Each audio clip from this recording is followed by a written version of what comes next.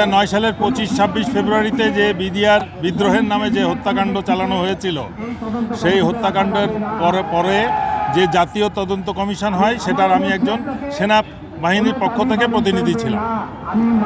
সেই তদন্ত কমিশনের কার্যক্রমে সত্যিকার অর্থে প্রকৃত দোষী যারা, পরিকল্পনাকারী বা এটার সাথে জড়িত যারা ছিল, তাদেরকে বাদ দিয়ে কিছু নিরীহ বিডিআর সৈনিক, শুধু বিডিআরের মধ্যে যারা ইনভলভ ছিল, যাদের মধ্যে একটা খুবই কম সংখ্যককে অর্থের বিনিময়ে বা অন্য কোনো সুযোগ সুবিধার বিনিময়ে প্ররোচিত করা হয়েছিল এই হত্যাকাণ্ড জড়িত হতে, তাদেরকে সহ সমস্ত বাহিনীর সদস্যকে গড়ে অভিযুক্ত করা হয় এবং তাদের থেকে ব্যাপকভাবে সৈনিকদেরকে অ্যারেস্ট করে জেল বিভিন্ন আওতার শাস্তি প্রদান করা হয়।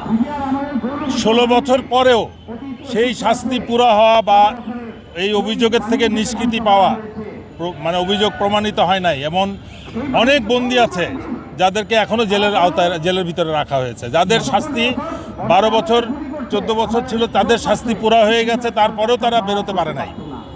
5 বছর যাদের চাকরি, তারা 16 বছর ধরে জেলে রয়েছে, তাদেরকেও কোনো ছাড়া হচ্ছে না। ওসিলা হচ্ছে বিস্ফোরক আইনে মামলা।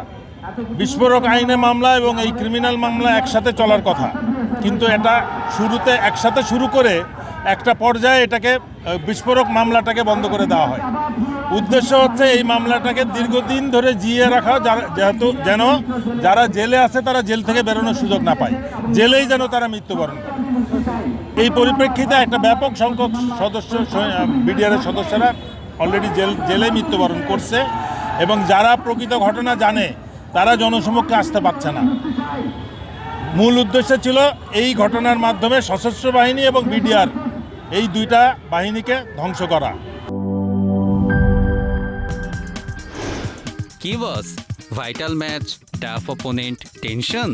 কাম অন ব্রো, অপোনেন্টকে নিয়ে ভাবার সময় আছে। আসল অলরাউন্ডারের কাজই তো হলো যে কোনো টাফ সিচুয়েশনে টিমকে অলরাউন্ড প্রোটেকশন দেওয়া।